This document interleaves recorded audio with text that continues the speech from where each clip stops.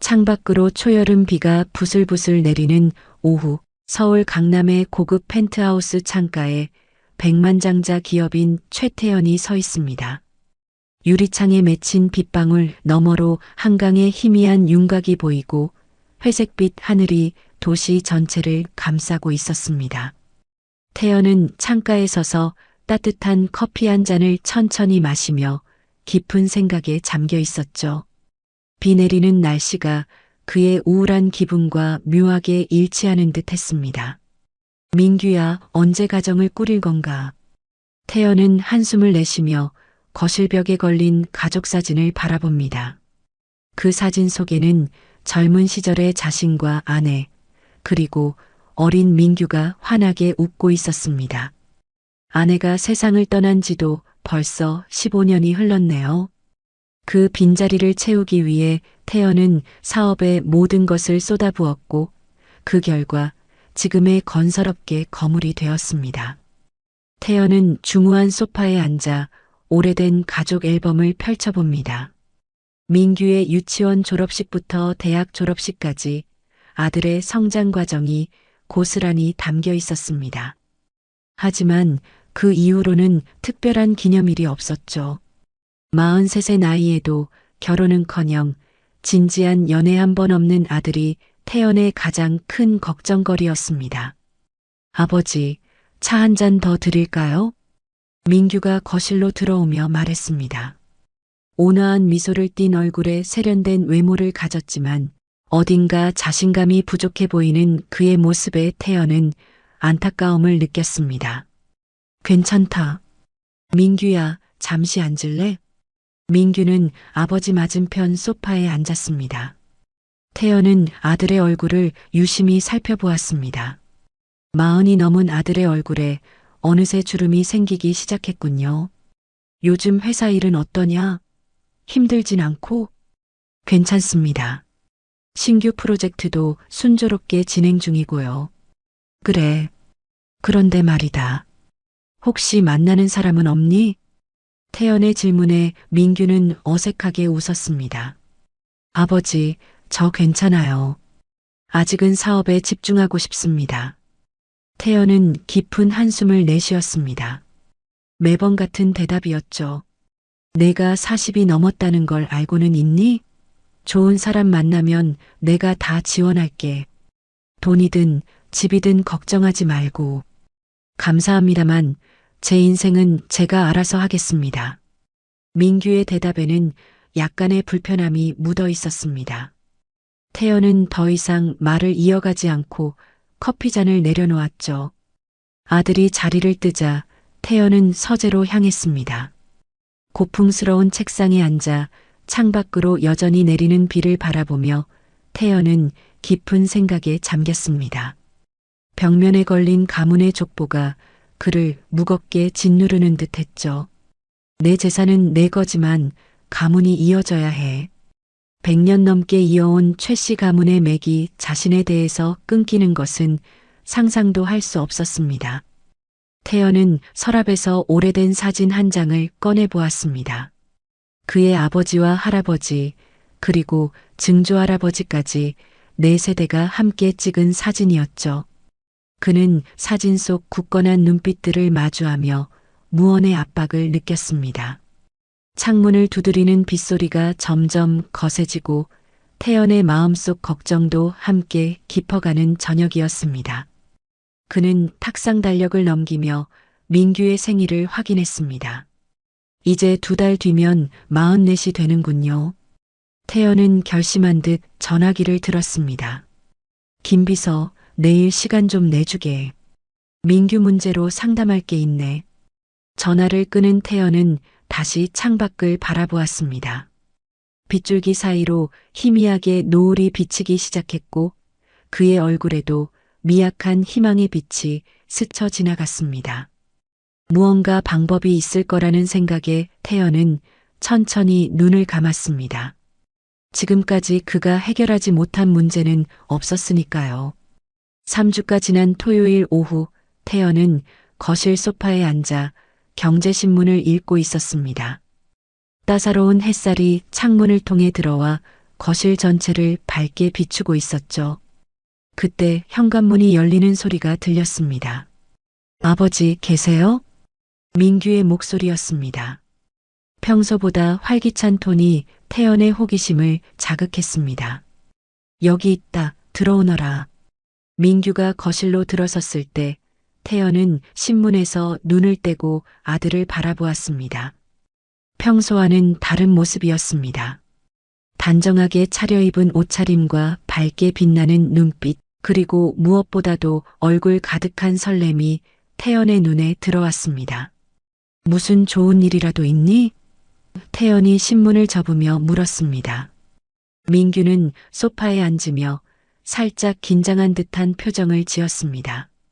그의 손가락이 무릎 위에서 리듬감 있게 움직였죠. 아버지, 사실은 결혼하고 싶은 사람이 생겼어요. 태연의 눈이 커졌습니다. 순간적으로 들려온 말이 현실인지 꿈인지 구분이 되지 않았습니다. 지난 10년간 한 번도 들어보지 못한 말이었으니까요. 뭐라고? 정말이냐? 태연의 목소리가 떨렸습니다. 민규는 수줍은 미소를 지으며 고개를 끄덕였습니다. 네, 정말입니다. 드디어. 태연은 자리에서 벌떡 일어나 두 손을 들어 환호했습니다. 그의 얼굴에는 형언할 수 없는 기쁨이 번졌죠. 이런. 민규야, 이게 얼마 만의 희소식이냐? 태연은 서둘러 와인 선반으로 향했습니다. 특별한 날을 위해 보관해둔 빈티지 와인을 꺼내며 흥분을 감추지 못했습니다. 자, 누구야? 어떻게 만났어? 다 말해보렴.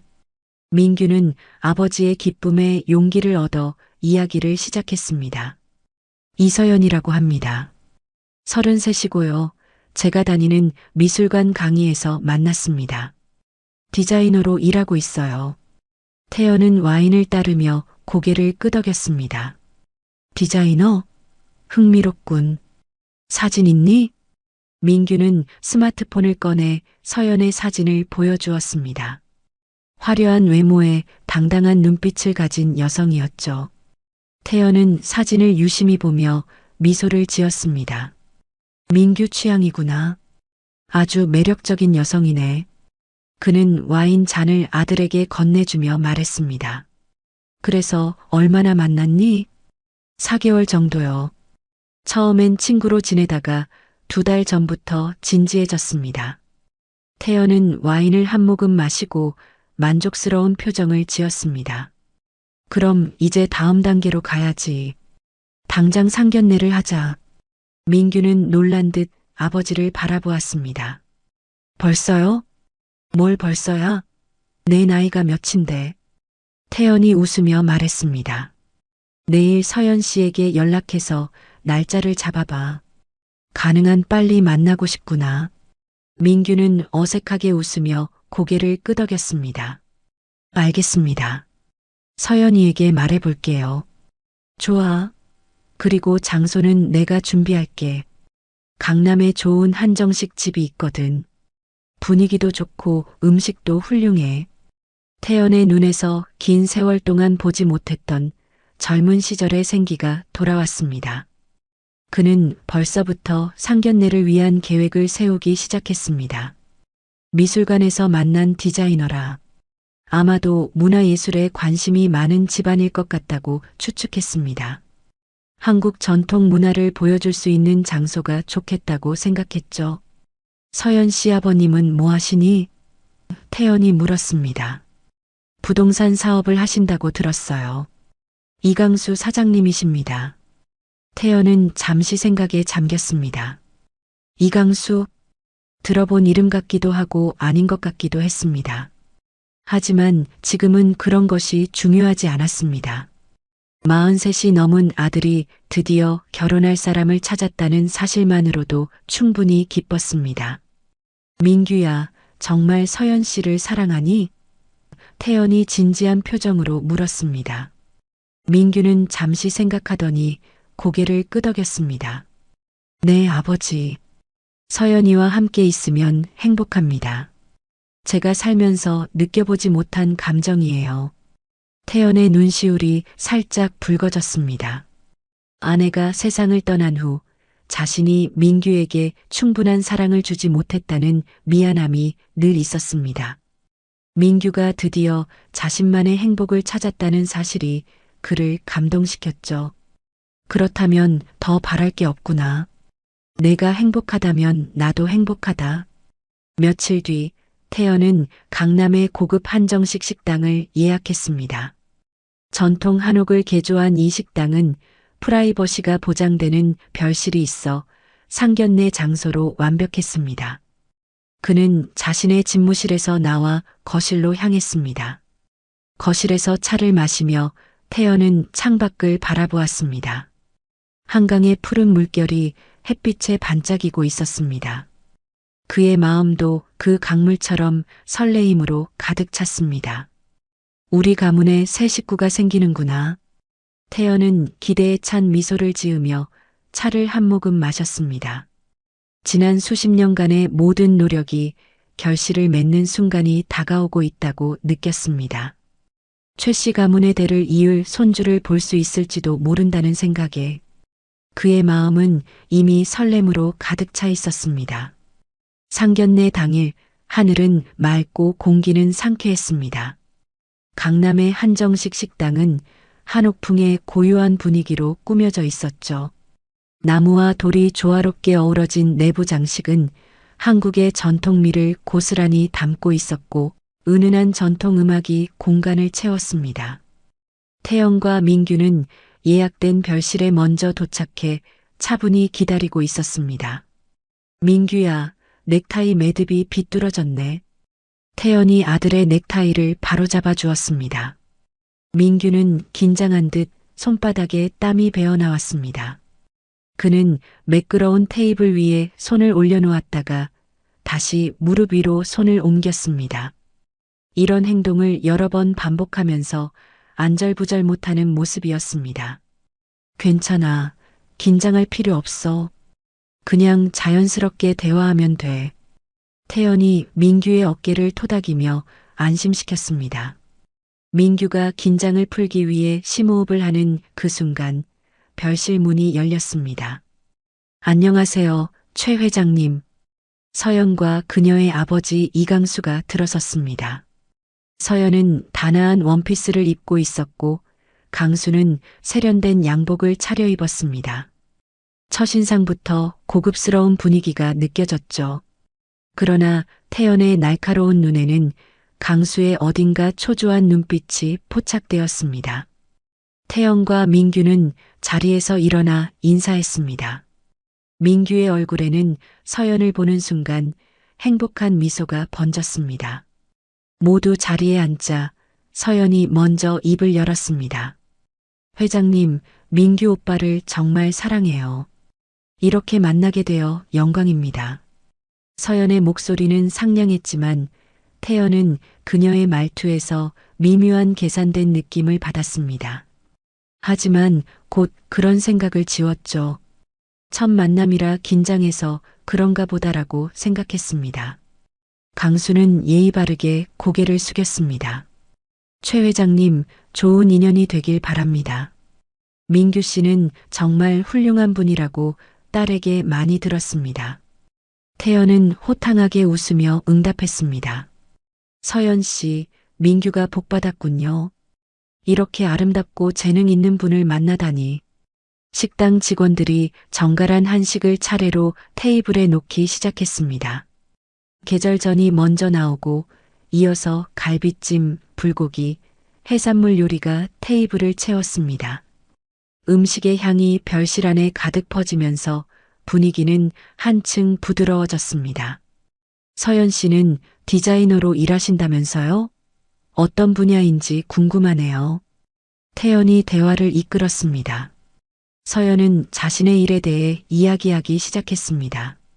인테리어와 패션 디자인을 전공했고 현재는 자신의 디자인 스튜디오를 운영하고 있다고 했습니다. 그녀의 말에서 자신감이 느껴졌죠. 아, 그렇군요. 자신만의 사업체를 갖고 계시다니 대단합니다. 태연은 감탄하며 말했습니다. 대화는 자연스럽게 결혼 계획과 가족 배경으로 이어졌습니다. 민규와 서연은 내년 봄에 결혼하고 싶다고 했고 두 사람 모두 아이를 갖고 싶어 한다고 말했습니다. 태연은 그 말을 듣고 내심 기뻤습니다. 가문의 대를 이을 손주를 볼 수 있겠다는 희망이 커졌으니까요. 강수 씨는 부동산 사업을 하신다고 들었는데 어떤 분야인가요? 태연이 강수에게 물었습니다. 강수는 목을 가다듬으며 대답했습니다. 네, 강남 일대 부동산 개발을 주로 하고 있습니다. 요즘은 조금 힘든 시기라. 그의 말투에서 뭔가 불안한 기색이 느껴졌습니다. 태연은 눈을 살짝 좁히며 강수를 자세히 관찰했습니다. 그가 착용한 명품 시계와 반지, 그리고 서연의 명품 가방이 갑자기 과시적으로 느껴졌죠. 식사가 진행되는 동안 태연은 강수와 서연의 행동에서 미묘한 불편함을 계속 느꼈습니다. 특히 서연이 민규에게 보내는 미소가 진심으로 느껴지지 않았죠. 마치 계산된 듯한 표정이었습니다. 하지만 민규는 그런 것을 전혀 눈치채지 못하고 서연에게 완전히 빠져 있는 모습이었습니다. 대화가 깊어지던 중 강수가 갑자기 화제를 돌렸습니다. 최 회장님 사업이 워낙 크시니 결혼 후 민규 씨가 저희 회사도 좀 도와주면 좋겠습니다. 요즘 경기가 안 좋아서 말이죠. 태연은 그 말에 순간 굳었습니다. 상견례 자리에서 사업 이야기를 꺼내는 것도 불편했지만 더 불편한 것은 강수의 말투에서 느껴지는 계산된 아첨이었습니다. 서연도 아버지의 말에 맞장구 치듯 말했습니다. 맞아요. 민규 오빠가 제 디자인 스튜디오에 투자하면 대박 날 거예요. 제 디자인은 정말 좋거든요. 그녀의 눈이 돈을 보는 듯 반짝였습니다. 태연은 결혼 얘기 중에 돈 타령이라니 라고 생각하며 눈을 좁혔습니다. 민규는 상황을 모면하려는 듯 웃으며 말했습니다. 아버지, 서연이는 꿈이 큰 거예요. 열정이 대단하거든요. 태연은 차분히 대답했습니다. 결혼은 사랑이 먼저지, 사업은 나중에 얘기합시다. 오늘은 두 사람의 행복한 미래를 축하하는 자리니까요. 그의 단호한 말투에 강수와 서연은 잠시 당황한 표정을 지었습니다. 하지만 곧 화제를 받고 결혼식 장소에 관한 이야기로 넘어갔습니다. 식사가 진행되는 동안 태연은 계속해서 뭔가 잘못됐어라고 직감했습니다. 그러나 아들의 행복한 얼굴을 보니 선뜻 이런 의심을 표현할 수 없었습니다. 대신 그는 강수와 서연의 말과 행동 하나하나를 주의 깊게 관찰했죠. 강수가 화장실에 가기 위해 자리를 비운 사이 태연은 민규에게 속삭였습니다. 서연 씨 부모님은 어머니도 계시니? 서연이 대신 대답했습니다. 아니요, 어머니는 제가 고등학생 때 돌아가셨어요. 그래서 아버지와 단둘이 살고 있죠. 태연은 고개를 끄덕이며 위로의 말을 건넸습니다. 내면적으로는 그녀와 자신의 아들 사이에 비슷한 점이 있다는 것을 알게 되었습니다. 둘 다 어머니를 일찍 잃었다는 공통점이 있었으니까요. 하지만 그런 공감대에도 불구하고 서연에 대한 그의 의심은 점점 커져갔습니다. 식사가 절정에 이른 무렵 테이블 위에는 다양한 한식 요리들이 아름답게 펼쳐져 있었습니다. 창문으로 들어오는 오후의 햇살이 음식의 색감을 더욱 돋보이게 했죠. 태연은 자리에 돌아온 강수를 예의 바르게 맞이하며 그의 행동 하나하나를 면밀히 관찰했습니다. 이 사장님, 우리 아들을 위해 건배 한번 하시지요. 태연이 와인 잔을 들자 모두가 함께 잔을 들었습니다. 그러나 건배 중에도 태연의 마음은 점점 무거워지고 있었습니다. 상견례 내내 들려오는 강수와 서연의 말들이 그의 귀에는 불협화음처럼 들렸기 때문입니다. 최 회장님, 저희 서연이가 운이 좋네요. 최씨 가문 같은 명문가와 인연을 맺다니. 강수의 아첨 섞인 말투가 태연의 마음에 불편함을 가중시켰습니다. 그는 강수의 값비싼 시계를 다시 한번 눈여겨보았습니다. 분명 수천만 원은 넘을 고가의 시계였죠. 부동산 사업이 어렵다면서 이런 고가품을 과시하듯 차고 있는 모습이 의아했습니다. 서연 씨, 디자인 스튜디오는 언제부터 운영하셨나요? 태연이 대화의 화제를 돌렸습니다. 서연은 와인을 한 모금 마시고 대답했습니다. 작년부터요. 아직 작은 규모지만 투자만 받으면 금방 성장할 수 있어요. 제 디자인은 해외에서도 인정받았거든요. 그녀가 말하는 동안 태연은 서연의 명품 백에 시선이 멈췄습니다. 가장 최근 출시된 한정판으로 가격이 1,000만 원을 훌쩍 넘는 것으로 알고 있었습니다. 막 창업한 사업가가 이런 고급품을. 태연의 의심은 더욱 깊어졌습니다. 서연 씨의 디자인 철학이 궁금하군요. 태연이 진지하게 물었습니다. 서연은 잠시 당황한 듯 보였지만 곧 미소를 지으며 대답했습니다. 실용성과 아름다움에 좋아져. 사람들이 일상에서 편리하게 사용하면서도 예술성을 느낄 수 있는 디자인을 추구해요. 그녀의 대답은 교과서적이었고 진정성이 느껴지지 않았습니다.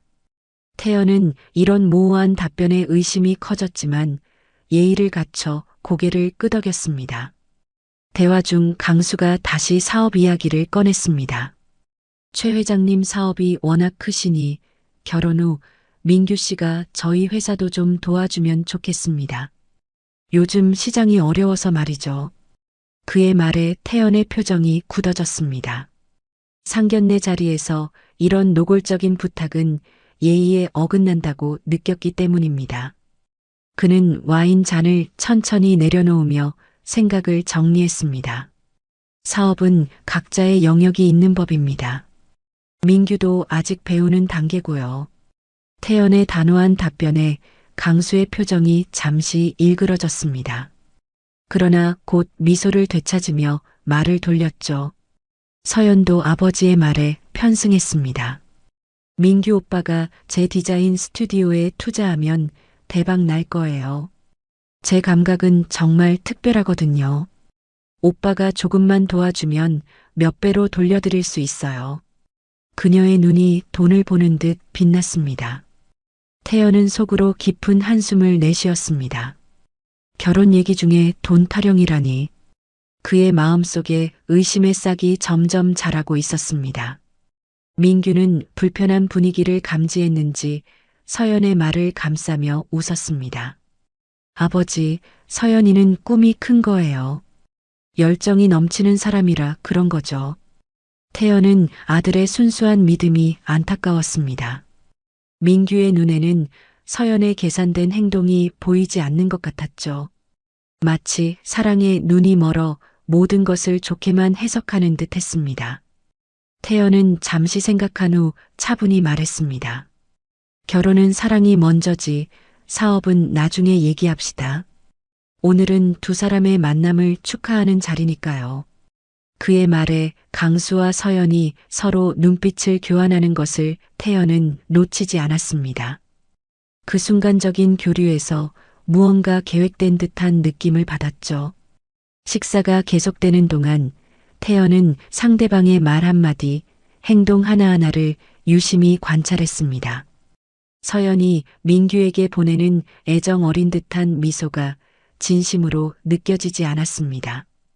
마치 배우가 연기하는 듯한 계산된 표정이었죠. 민규와는 어떻게 만나게 되셨나요? 태연이 서연에게 물었습니다. 서연은 준비된 대답을 하듯 말했습니다. 미술관에서 열린 현대 미술 강의에서요.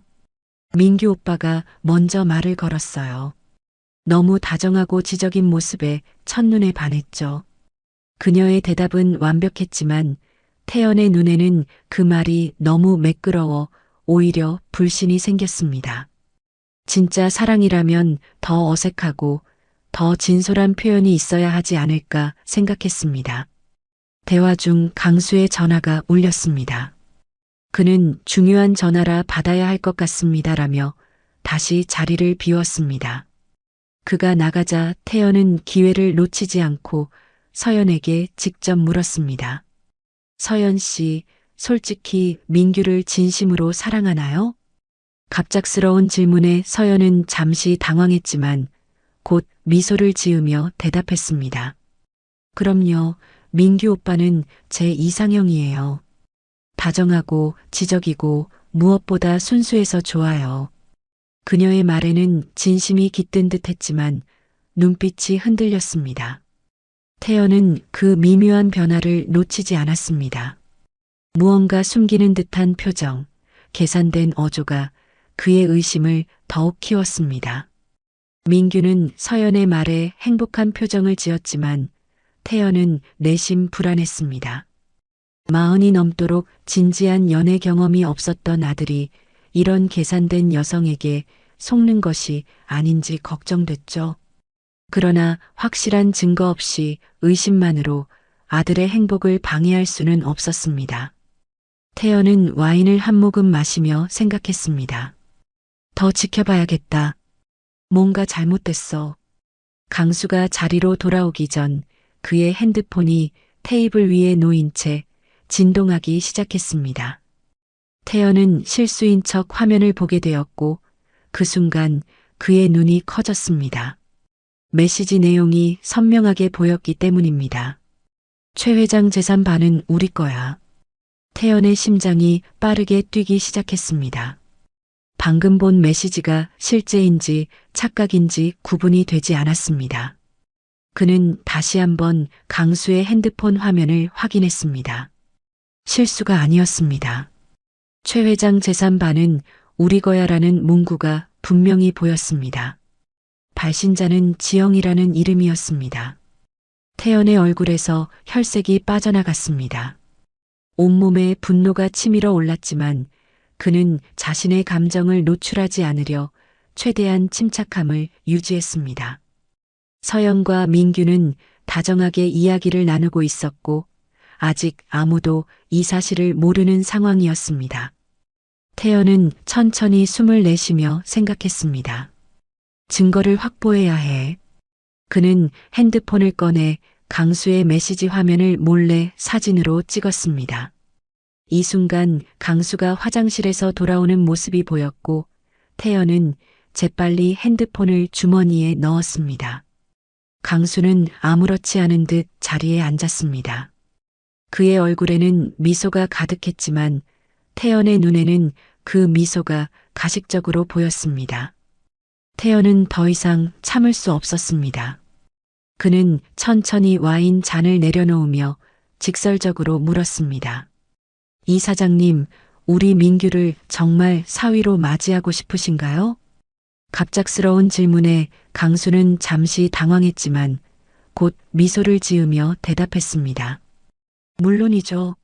민규 씨는 훌륭한 청년이고 우리 서연이와 잘 어울립니다. 태연은 그의 대답을 듣고 냉소적인 미소를 지었습니다. 그리고 조용히 자신의 핸드폰을 꺼내 메시지 사진을 보여주었습니다. 그렇다면 이건 어떻게 설명하시겠습니까? 강수의 얼굴이 순간 하얗게 변했습니다. 그는 말을 잇지 못한 채 자신의 핸드폰을 움켜쥐었습니다. 서연도 어리둥절한 표정으로 상황을 파악하려 했습니다. 아버지, 무슨 일이에요? 민규가 긴장한 목소리로 물었습니다. 태연은 분노가 치밀어 오르는 것을 느꼈지만 최대한 침착하게 대답했습니다. 민규야, 이 사람들은 너의 진심을 이용하려 했어. 이 메시지를 봐. 태연이 핸드폰을 민규에게 보여주자 민규의 얼굴에 충격과 배신감이 번졌습니다. 그는 믿을 수 없다는 듯 몇 번이고 화면을 바라보았습니다.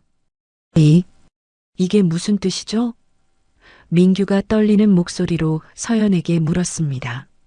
서연은 당황한 듯 손사래를 쳤습니다. 오빠, 이건 오해예요. 저는 정말 오빠를 사랑해요. 그러나 태연은 이제 모든 것이 명확해졌습니다. 그는 테이블을 강하게 내리치며 소리쳤습니다. 이강수, 당신 딸이 우리 민규를 돈으로 본 거지? 말해봐. 이게 당신들의 계획이었던 거야? 식당 내부가 순간 조용해졌습니다. 다른 손님들이 놀란 표정으로 쳐다보기 시작했고 직원들도 당황한 눈빛으로 상황을 지켜보았습니다. 강수는 필사적으로 변명했습니다. 오해십니다. 이건 그냥 농담이었어요. 지영이라는 친구와 주고받은 장난이었을 뿐입니다. 하지만 태연은 이미 모든 퍼즐 조각을 맞춘 상태였습니다. 상견례 내내 느꼈던 불편함, 서연과 강수의 계산된 행동, 노골적인 투자 요청, 모든 것이 이제 이해가 되었습니다. 장난? 내 아들의 인생을 가지고 장난을 쳤다는 거요? 태연의 목소리에는 참을 수 없는 분노가 담겨 있었습니다. 그의 눈에는 서연의 눈물이 보이지 않았습니다. 오직 그들의 계략만이 보였죠. 민규는 혼란스러운 표정으로 서연을 바라보았습니다. 서연아, 이게 사실이야? 너 정말 나를 사랑한 게 아니었어? 서연은 민규의 손을 잡으려 했지만 민규가 손을 뺐습니다. 그녀의 눈에서 눈물이 흘러내렸습니다. 오빠 아니에요. 처음에는 그랬을지 몰라도 지금은 정말 오빠를 사랑해요. 오빠의 순수함, 다정함, 모든 게 좋아요. 그러나 서연의 말은 더 이상 민규에게 닿지 않았습니다. 그의 눈에는 깊은 상처와 배신감만이 가득했습니다. 태연은 강수를 노려보며 말했습니다. 내가 평생 일구어온 재산과 회사를 내 아들의 순수한 마음을 이용해 가로채려 했군요. 당신 같은 사람을 처음 봅니다. 강수는 더 이상 변명할 말을 찾지 못했습니다. 그의 얼굴에는 창백함과 당혹감이 교차했습니다. 서연도 이제는 울음만 터뜨렸습니다. 태연은 민규의 어깨를 감싸 안으며 강하게 말했습니다. 눈 똑바로 떠, 민규야. 이 사람들은 너의 순수함을 이용하려 했어. 내가 얼마나 가치 있는 사람인지 그들은 알지 못해. 민규의 눈에도 눈물이 맺혔습니다. 그는 오랫동안 꿈꿔왔던 결혼과 가정이라는 꿈이 한순간에 무너지는 것을 지켜보고 있었습니다. 태연은 더 이상 이 자리에 있을 이유가 없다고 느꼈습니다. 그는 단호하게 일어서며 강수와 서연에게 말했습니다. 당장 나가시오. 우리 가문에 이런 사람은 필요 없습니다. 그의 목소리에는 분노와 함께 깊은 실망감이 배어 있었습니다.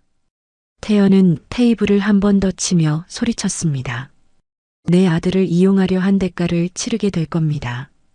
법적으로도 용서하지 않을 거예요. 식당 안은 순식간에 어수선해졌습니다. 서연은 회장님, 오해예요. 라며 눈물을 흘리며 민규에게 다가가려 했지만 태연이 그녀를 막아섰습니다. 더는 접근하지 마시오. 당신들의 속셈 다 알았으니까. 강수는 이를 악물며 자리에서 일어났습니다. 그의 눈에는 분노와 굴욕감이 뒤섞여 있었습니다. 최 회장, 후회할 거요. 우리 딸을 모욕한 대가를 치를 겁니다. 강수의 위협적인 말에도 태연은 눈 하나 깜빡이지 않았습니다. 그는 문을 가리키며 단호하게 말했습니다. 나가시오. 강수는 서연의 팔을 잡아 끌며 식당을 나갔습니다. 서연은 나가면서도 계속해서 민규를 바라보았지만 민규는 그녀를 보지 않았습니다. 그는 충격에 멍하니 서 있을 뿐이었습니다. 식당이 조용해지자 태연은 민규의 어깨를 잡았습니다. 민규야, 괜찮니? 민규는 천천히 고개를 들어 아버지를 바라보았습니다. 그의 눈에는 깊은 상처와 함께 어딘가 홀가분한 기색도 보였습니다. 아버지, 제가 왜 그걸 눈치채지 못했을까요? 태연은 아들을 꽉 안아주며 말했습니다. 너무 자책하지 마라. 내가 순수하고 좋은 사람이기 때문이야. 내가 널 지킬 거야. 항상 그랬듯이. 그의 말에 민규는 조용히 눈물을 흘렸습니다. 태연은 아들의 등을 토닥이며 식당을 나섰습니다. 하늘은 여전히 맑았지만 두 사람의 마음속은 먹구름이 가득한 상태였습니다. 서울의 하늘은 맑았지만 최태영과 민규의 마음속은 폭풍우가 몰아치고 있었습니다. 두 사람은 한정식 식당을 나와 차 안에 앉았지만 한동안 아무 말도 하지 않았습니다. 무거운 침묵만이 흘렀죠. 태연은 운전대를 잡은 채 깊은 생각에 잠겼고 민규는 창밖을 멍하니 바라보고 있었습니다. 민규야. 태연이 침묵을 깨고 조심스럽게 아들을 불렀습니다. 민규는 천천히 고개를 돌려 아버지를 바라보았습니다. 그의 눈에는 여전히 충격과 배신감이 가득했습니다. 어떻게 그런 사람들의 속셈을 알아채셨어요? 민규가 작은 목소리로 물었습니다. 태연은 깊은 한숨을 내쉬었습니다. 사업을 오래 하다 보면 사람 눈빛을 읽는 법을 배우게 돼. 처음부터 뭔가 불편했어. 특히 서연 씨의 말과 행동이 진심으로 느껴지지 않았지. 민규는 고개를 숙였습니다. 자신이 얼마나 어리석었는지 깨달았기 때문입니다. 저는 정말 서연이를 사랑했어요. 하지만 그녀는 말을 끝맺지 못하고 민규의 어깨가 떨렸습니다. 태연은 아들의 어깨를 토닥이며 위로했습니다. 내 잘못이 아니야. 누구나 사랑에 빠지면 상대방의 단점을 보지 못하는 법이야. 민규는 눈물을 참으며 고개를 들었습니다. 아버지, 제가 바보였어요. 서연이는 처음부터 저를 이용하려 했던 거죠? 태연은 천천히 고개를 끄덕였습니다. 그런 것 같구나. 하지만 이제 알았으니 다행이야. 결혼 후에 이런 사실을 알았다면 더 큰 상처를 받았을 거야. 민규는 쓴웃음을 지었습니다. 전 정말 행복할 줄 알았어요. 드디어 가정을 꾸리고 아버지께 손주도 안겨드릴 수 있을 거라고 생각했는데 태연은 아들의 말에 가슴이 아팠습니다. 오랫동안 결혼을 미루던 아들이 드디어 누군가를 만나 행복해하는 모습을 보며 얼마나 기뻐했는지 기억났습니다. 그러나 그 기쁨은 이제 배신감으로 바뀌었습니다. 민규야, 너는 아직 젊어. 진심으로 너를 사랑해줄 사람을 만날 거야. 민규는 대답하지 않고 다시 창밖을 바라보았습니다. 태연은 시동을 걸며 생각했습니다. 이 일이 끝난 게 아니야. 이강수와 그리고 서연이 어떤 사람들인지 더 알아봐야 해. 차가 출발하려는 순간 갑자기 주차장에서 서연이 뛰어나와 차를 가로막았습니다. 그녀의 얼굴은 눈물로 범벅이 되어 있었고 화장은 엉망이 되어 있었습니다. 민규 오빠, 제발 제 말을 들어주세요. 서연이 창문을 두드리며 외쳤습니다. 민규는 창문을 열지 않았습니다. 그의 눈에도 눈물이 고였지만 이미 마음의 문은 닫혀 있었습니다. 가자, 아버지. 민규가 작은 목소리로 말했습니다. 태연은 서연을 바라보았습니다. 그녀의 절박한 표정에도 불구하고 태연의 눈에는 그저 계산된 연기로 보일 뿐이었습니다. 그는 천천히 창문을 내렸습니다. 서연 씨, 더 이상 우리 민규에게 접근하지 마시오. 법적 조치를 취할 수도 있다는 점 명심하시오. 서연은 흐느끼며 애원했습니다. 회장님, 오해예요. 정말이에요. 제가 처음에는 잘못된 생각을 했을지 몰라도 지금은 진심으로 민규 오빠를 사랑해요. 태연은 서연의 말을 무시하고 창문을 다시 올렸습니다. 서연은 계속해서 창문을 두드렸지만 태연은 천천히 차를 후진시켰습니다. 서연은 결국 뒤로 물러설 수밖에 없었고 태연과 민규의 차는 주차장을 빠져나갔습니다. 그녀가 정말 날 사랑했을까요? 민규가 한참 후에 물었습니다. 태연은 잠시 침묵했다가 대답했습니다. 진심이었다면 처음부터 너의 재산을 노리지 않았을 거야. 민규야, 진실은 가끔 아프지만 알아야만 하는 법이야. 두 사람은 다시 침묵 속에 빠졌습니다. 차는 한강변을 따라 달렸고 오후의 햇살이 강물 위에 반짝였습니다. 아름다운 풍경과는 대조적으로 차 안의 분위기는 여전히 무거웠습니다. 태연의 핸드폰이 울렸습니다. 화면을 보니 김비서였습니다. 태연은 전화를 받았습니다. 네, 김비서. 회장님, 방금 이강수라는 분에게서 전화가 왔습니다. 매우 화가 난 상태로 회장님을 만나겠다고 하셨습니다. 태연은 냉정하게 대답했습니다. 절대 사무실에 들이지 마시오. 그리고 우리 법무팀에 연락해서 이강수와 그의 딸 이서연에 대한 모든 정보를 수집하라고 전해주시오. 네, 회장님. 곧 조치하겠습니다. 전화를 끊은 태연은 깊은 생각에 잠겼습니다. 이 일이 여기서 끝나지 않을 것이라는 것을 직감했습니다. 이강수와 같은 사람은 쉽게 물러서지 않을 것이기 때문입니다. 아버지, 이제 어떻게 하실 건가요? 민규가 조심스럽게 물었습니다. 태연은 결연한 표정으로 대답했습니다. 진실을 파헤칠 거야. 이강수가 어떤 사람인지, 서연이 어떤 사람인지 모두 밝혀낼 거다. 그들이 우리 가문을 노린 이유도 알아내고 말겠어. 민규는 천천히 고개를 끄덕였습니다. 그의 눈에는 이제 분노보다는 결의가 서려 있었습니다. 저도 도울게요, 아버지. 이제 더 이상 눈 가리고 살지 않을 겁니다. 태연은 아들의 달라진 모습에 안도감을 느꼈습니다. 이번 일이 아들을 더 강하게 만들어줄 것이라는 희망이 생겼기 때문입니다. 함께하자, 민규야. 이번 일을 통해 내가 더 강해질 거라고 믿어. 두 사람의 차는 서울의 번화가를 지나 최 씨 가문의 펜트하우스로 향했습니다. 하늘은 여전히 맑았지만 태연은 곧 폭풍이 올 것임을 예감했습니다. 그는 그 폭풍에 맞설 준비가 되어 있었습니다. 자신의 아들과 가문을 지키기 위해서라면 어떤 희생도 감수할 준비가 되어 있었으니까요. 아버지, 민규가 마침내 입을 열었습니다. 정말 감사합니다. 제가 눈치채지 못했던 것을 알아봐 주셔서요. 태연은 미소를 지으며 대답했습니다. 그게 아버지의 역할이지. 내가 행복하길 바랄 뿐이야. 두 사람의 눈이 마주쳤고 그 순간 서로에 대한 신뢰와 사랑이 더욱 깊어졌습니다.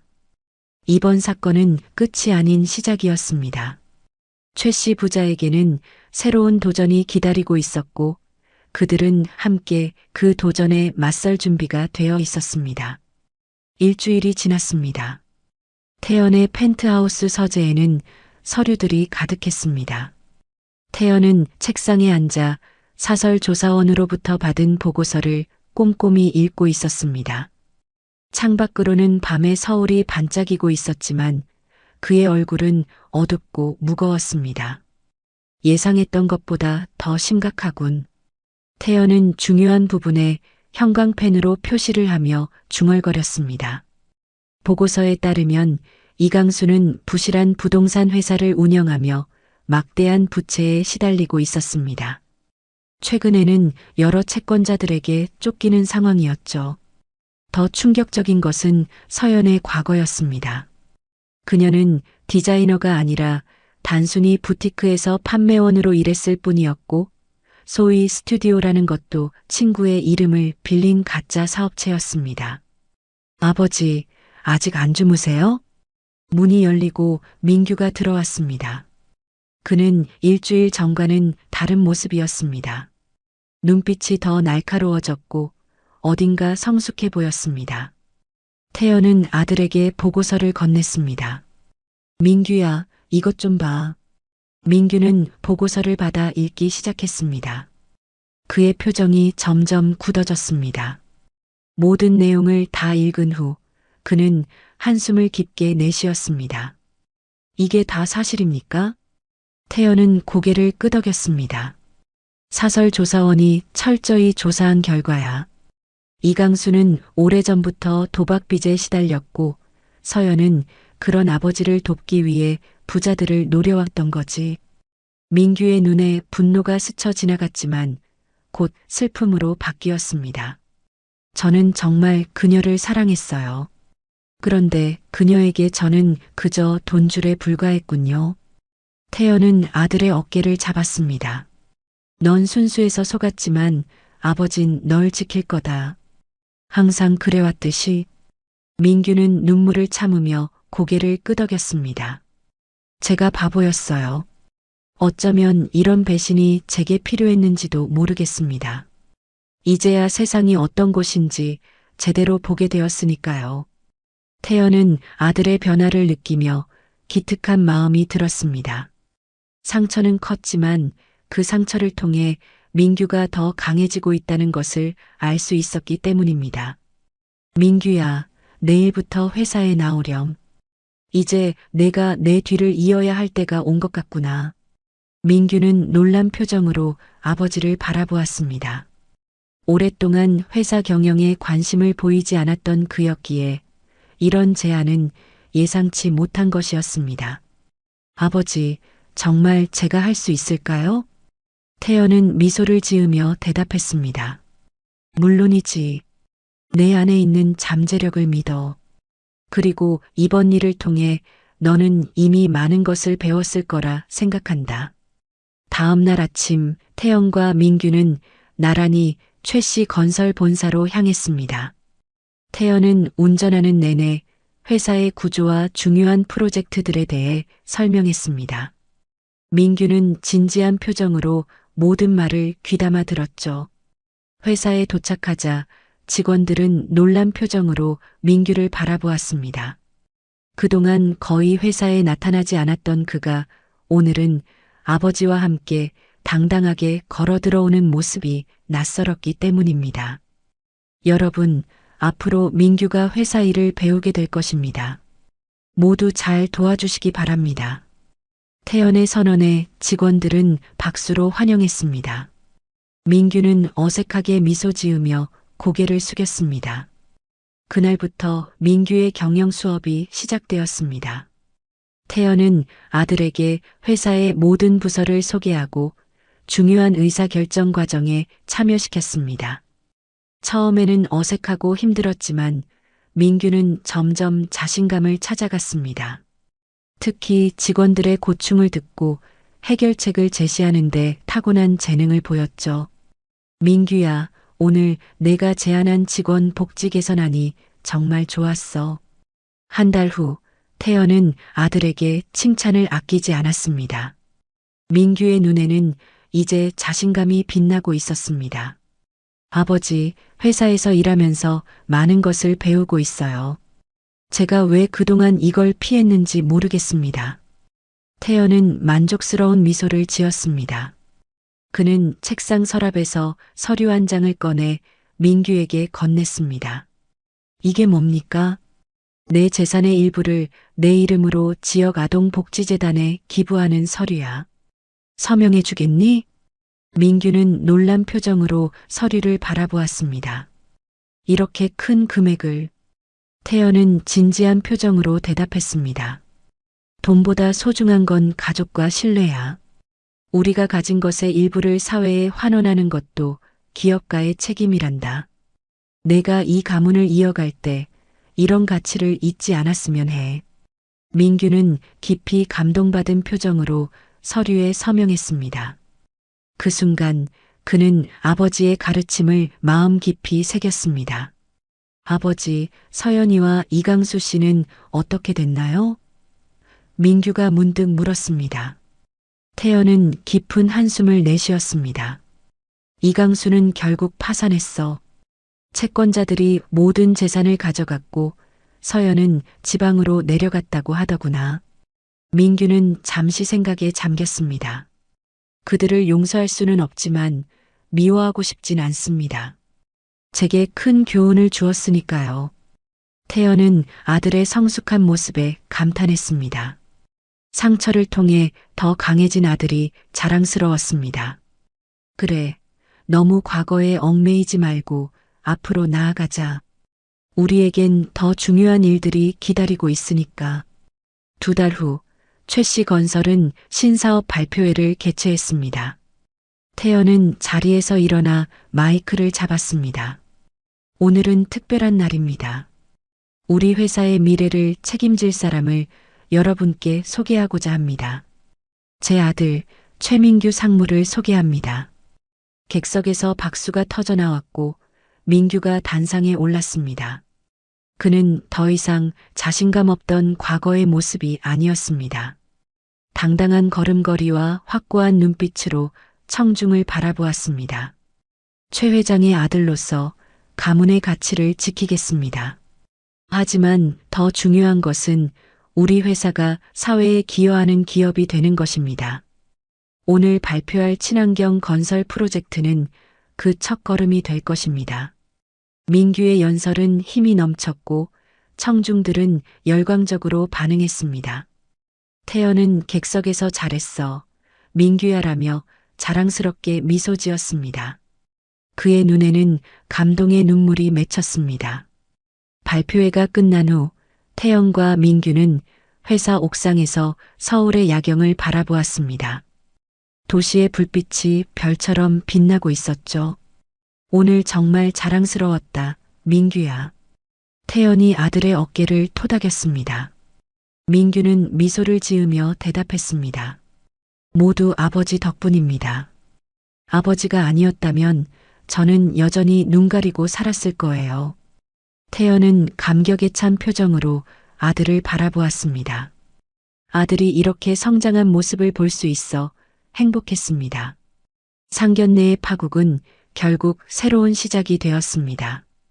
때로는 상처가 성장의 밑거름이 된다는 진리를 다시 한번 깨달은 순간이었습니다.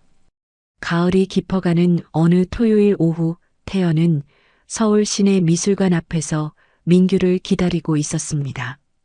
단풍이 물든 나무들 사이로 따스한 햇살이 비치고 바람은 선선하게 불어왔습니다.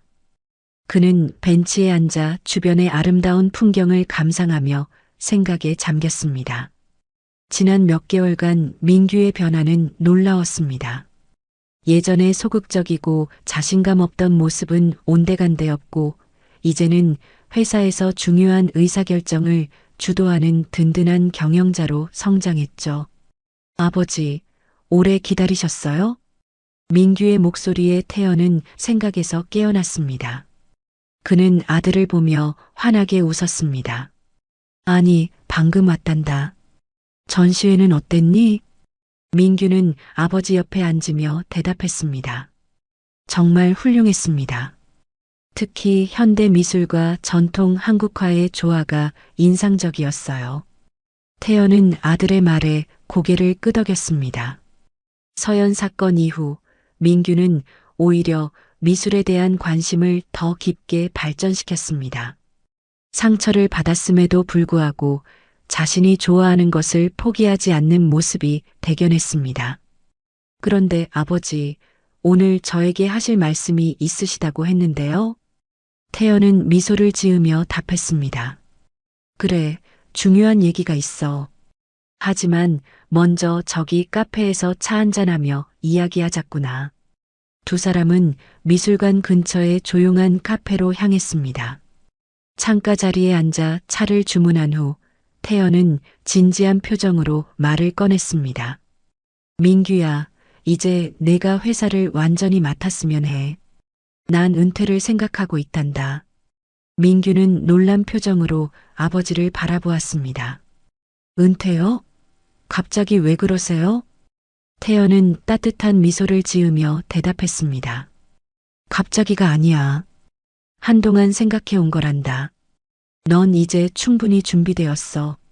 지난 몇 개월간 내가 얼마나 성장했는지 모두가 알고 있지. 민규는 잠시 생각에 잠겼습니다. 그는 정말 준비가 된 걸까요? 여전히 불안함이 있었지만 동시에 자신의 능력을 증명하고 싶은 욕망도 있었습니다. 아버지가 항상 곁에서 조언해 주신다면 제가 해보겠습니다. 태연은 만족스럽게 고개를 끄덕였습니다. 물론이지. 난 항상 내 곁에 있을 거야. 하지만 의사결정은 내가 하는 거다. 이제 내 시대가 왔으니까. 두 사람은 미래에 대한 이야기를 나누며 따뜻한 시간을 보냈습니다. 태연은 오랜만에 마음이 편안했습니다. 아들이 이렇게 성장한 모습을 보니 더 이상 바랄 것이 없었죠. 카페를 나온 두 사람은 인근 공원을 산책했습니다. 가을 낙엽이 발밑에서 바스락거렸고 아이들의 웃음소리가 공원에 울려 퍼졌습니다. 그때 민규가 갑자기 걸음을 멈추었습니다.